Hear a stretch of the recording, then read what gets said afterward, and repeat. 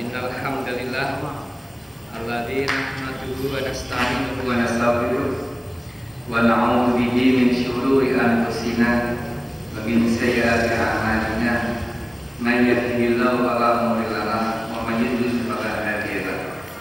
Asyhadu an la ilaha illallah wahdahu la syarika lahu wa asyhadu anna Muhammadan abduhu wa rasuluh.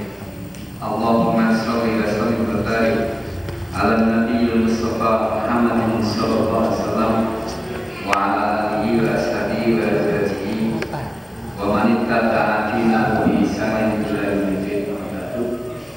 Warahmatullah, Bapak Ibu yang mulia, afwan tadi saya sudah masuk sebelah utara sana, muter lagi karena lupa saya.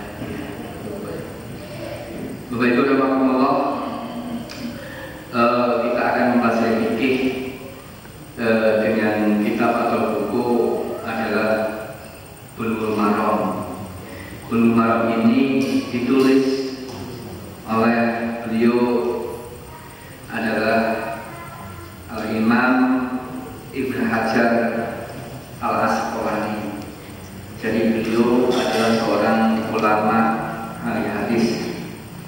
Di dalam peradaban Islam ada dua Ibnu Hajar, yaitu pertama Ibnu Hajar Al-Haytami, yang kedua adalah Ibnu Hajar Al-Asqalani. Ibnu Hajar yang pertama tadi dikenal sebagai ulama ahli fikih. Kalau Ibnu Hajar Al-Asqalani dikenal di kalangan para intelektual sebagai seorang ulama ahli hadis. Maka ketika kita mempelajari hadis dari Rasulullah SAW, yang paling utama adalah mampu untuk memahami, mampu memahami kedudukan hadis. Itu langkah awal. Yang kedua adalah mampu untuk berubah dalam pemikiran. Itu begitu. Yang ketiga juga jika ada perselisihan maka mampu untuk menoleransi kepada yang lain. Itu landasan-landasan kalau seseorang mereka belajar hadis. Kalau mereka tidak mampu memahami kedudukan hadis, maka ia akan pasti jatuh dalam sebuah kesalahan. Karena hadis di dalam ulumul hadis itu sendiri banyak. Hadis-hadis ini adalah yang dianggap oleh imam ini adalah sahih, ternyata dhaif. Artinya kedudukan hadis itu harus jelas. Itu begitu. Karena para ulama hadis sendiri merumuskan bahwa hadis yang boleh dipakai untuk dasar adalah hadis sahih. Kalau tidak adalah hadis hasan. Kalau kemudian ada hadis dhaif, boleh dibuat suatu dasar jika ada syawahidnya. Artinya ada hadis-hadis yang sangat mendukung hadis itu dan banyak sekali. Baru hadis itu boleh diamalkan. Kemudian ada sebagian ulama ahli hadis mengatakan bahwa hadis dhaif boleh diamalkan. Ini tidak boleh kemudian kita pahami dengan apa adanya komentar dari seorang ulama ahli hadis, sehingga timbul hadis dhaif boleh diamalkan. Hadis dhaif diamalkan itu pertama jika hadis tersebut didukung dengan hadis yang sahih. Karena ada hadis yang kalimatnya begini ini adalah dhaif, tetapi hadis yang lain bahwa yang demikian ini adalah sahih. Itu begitu. Contoh saja, ya kan? Dalam bacaan sholat ada hadis yang menurut dalam kitab Al-Quran itu dhaif. Subhana rabbiyal a'la wa bihamdi. itu hadis dhaif. Ya kan? Ibnu Qayyim al-Jauzi beliau mengatakan itu adalah dhaif. Tetapi ternyata hadis itu diteliti oleh ulama hadis yang lain bahwa hadis itu adalah sahih. Maka mengamalkan hadis ini diperbolehkan karena didasarkan ada pendukung hadis yang sahih. Hadis yang dhaif boleh diamalkan selama hanya mengambil semangatnya. Ini namanya fadhailul a'mal. Fadhailul a'mal. Misalkan ada hadis, barang siapa membaca ini 100 kali maka ini bisa baca subhanallah, ya kan? Boleh orang mengamalkan hadis ini sebagai modal amal. Dia boleh memperbanyak subhanallah, tetapi menetapkan hukum sebagaimana hadis dhaif tadi tidak diperbolehkan. Saya harus membaca 100 kali, tidak boleh. Tapi kalau diamalkan semangatnya, keutamaan boleh. Membaca tasbih 1000 kali ya boleh, membaca 150 ya boleh, membaca 200 ya boleh. Asal jangan dibatasi dengan 100 tadi. Kalau dia membatasi 100 tadi, maka berarti beramal dengan hadis dhaif, bukan beramal dengan fadhailul a'malnya. Fadhailul a'malnya itu begitu. Ya, contoh lagi, sebagaimana seseorang yang dia di bulan Asyura, bulan Muharram tanggal 10, dia menyantuni anak-anak yatim. Kalau dia ambil semangatnya untuk bersedekah, boleh. Tidak ada larangan orang memberikan santunan pada tanggal 10 Muharram, pada tanggal 9 tidak ada santunan, kan itu? Mau tanggal 11 ya boleh, ya kan? Mau tanggal berapa boleh. Tetapi ketika dia mengamalkan ini didasarkan pada lafaz hadis tadi, harus tanggal 10 dan menganggapnya tanggal 10 itu adalah hari anak yatim, maka di sini dia telah berbuat kesalahan.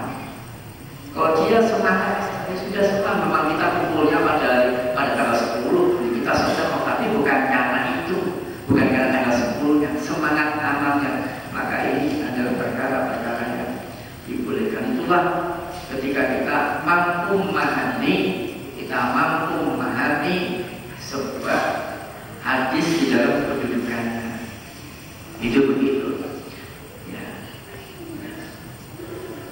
Kalau kita tidak mampu dengan ini, maka juga bertentangan dengan perkataan para imam-imam ahli hadis, termasuk Imam Syafi'i sendiri. Imam Syafi'i itu tidak pernah mengatakan kamu ikut aku. Tidak. Imam Hanafi tidak pernah berkata kamu ikut aku. Imam Malik, Imam Ahmad juga tidak pernah. Bahkan Imam Syafi'i sendiri beliau seorang ulama ahli hadis dan pelopor, ya, pelopor ahli hadis. Beliau pelopor tentang ilmu hadis. Beliau sendiri mengatakan dengan kelemahannya, idza sahha hadis bahwa madhhabi.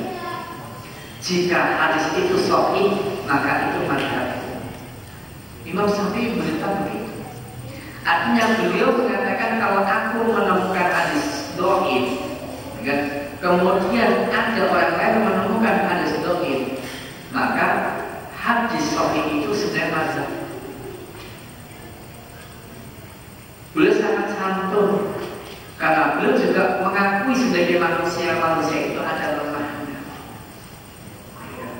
Imam Malik sendiri mengatakan, kamu jangan mengikuti Hanafi, kamu jangan mengikuti Maliki, kamu jangan mengikuti Syafi'i, kamu jangan mengikuti Ahmad, tapi kamu ikutlah dengan apa yang diambil oleh mereka. Ikutlah apa yang diambil mereka. Ini bertentangan dengan keadaan sekarang, seseorang digiring untuk mengikuti jalan pemikirannya. Ikuti apa yang diambil, ikuti apa yang diambil, ikuti apa yang diambil. Cuma karena keterbatasan informasi dan belumnya ada teknologi saat itu, maka kadang-kadang ulama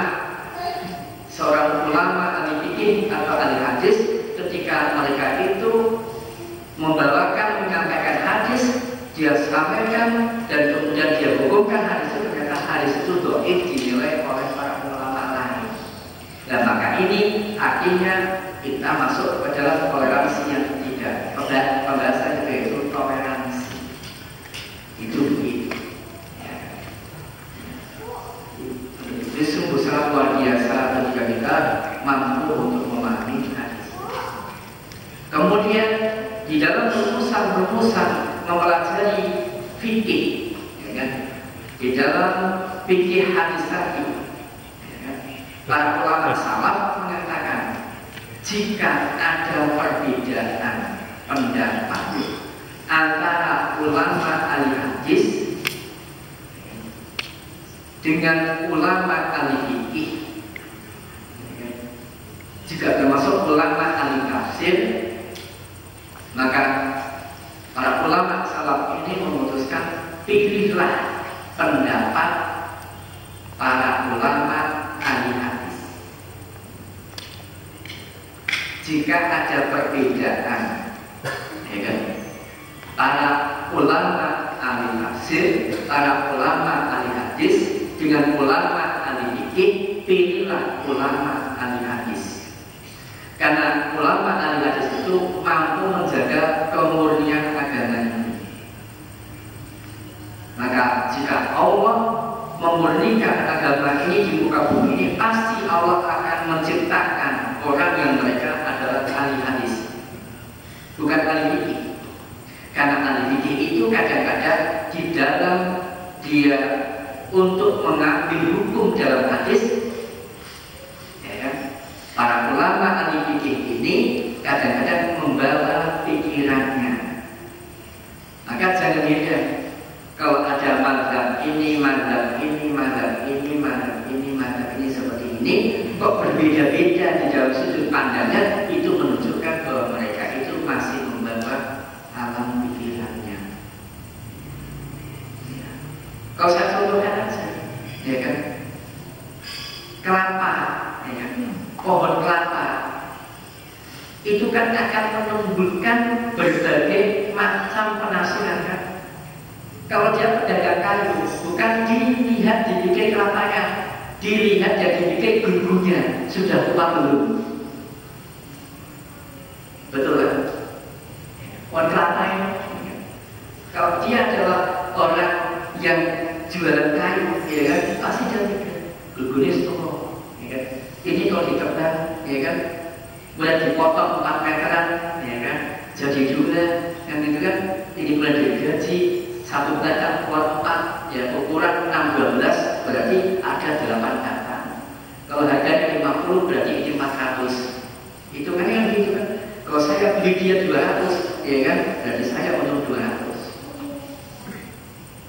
Itu tukang kayu. Pedagang degan kelapa muda lain, iki wis tuku, ya kan? Gak mau degane, gak berguna bagi saya. Karena gak ada orang jualan degan tua, gak ada. Tapi orang jualan kelapa memandangnya ini bagus, pas semanten ini, pas semanten, ya kan? Bagus. Tukang buat jenang, tukang buat, ya kan, jadah lain, iki nak temu kelopone wis kirang, ya kan, kanggo santen jenang, kanggo santen ini jadah gemblok bagus,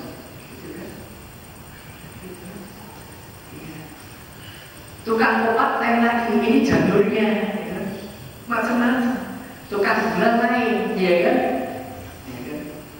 ini nanti deres keluar.